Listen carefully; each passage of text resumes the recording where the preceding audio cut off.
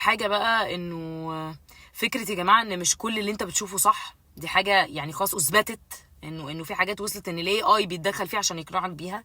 فمش المفروض انك تصدق اي حاجة غير لما تعمل ديب سيرش، وانك تدور على الحاجة نفسها عشان تتأكد منها. دي برضو وضحت لنا قد ايه الناس بتسعى انها تعميك وانها تبعد عنك اي حقيقة عشان لو هيظهروا بصورة مش كويسة. التاني حاجة ان مش كل برضو اللي حد بيقوله عن نفسه او عن حاجة بيآمن بيها هتطلع صح.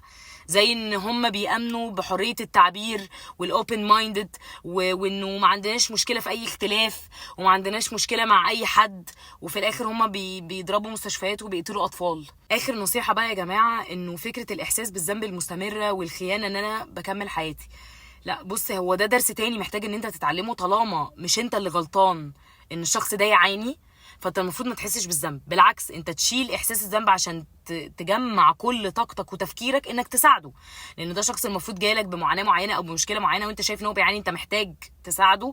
فالمفروض يبقى عندك الطاقه كلها، ما يبقاش بقى في جزء من الطاقه متاخد اصل انا حاسس بالذنب. اخر حاجه بقى وابتديت امن بيها، ان مهما كان ضدك مين، فانت لو انت على حق ربنا بينصرك. دي حاجه بتتقال لنا كنصيحه، بس ساعات بننسى الكلام ده، او للاسف مش عايزه اقولها كده والله، بس ده ضعف ايمان غصب عننا نبطل نصدق فيه.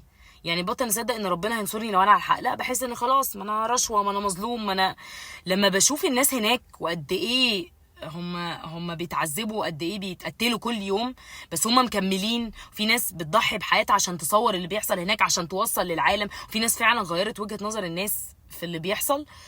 فلا يا جماعه، هو الواحد لو على حق وفضل مستمر على الحق ده، ان شاء الله ان شاء الله ربنا هينصره زي ما ربنا هينصرهم بالظبط. انا عارفه يا جماعه ان الفتره دي فتره صعبه، بس انت حاول تاكتف حياتك طبيعي عشان يبقى عندك طاقه انك تساعدهم بجد.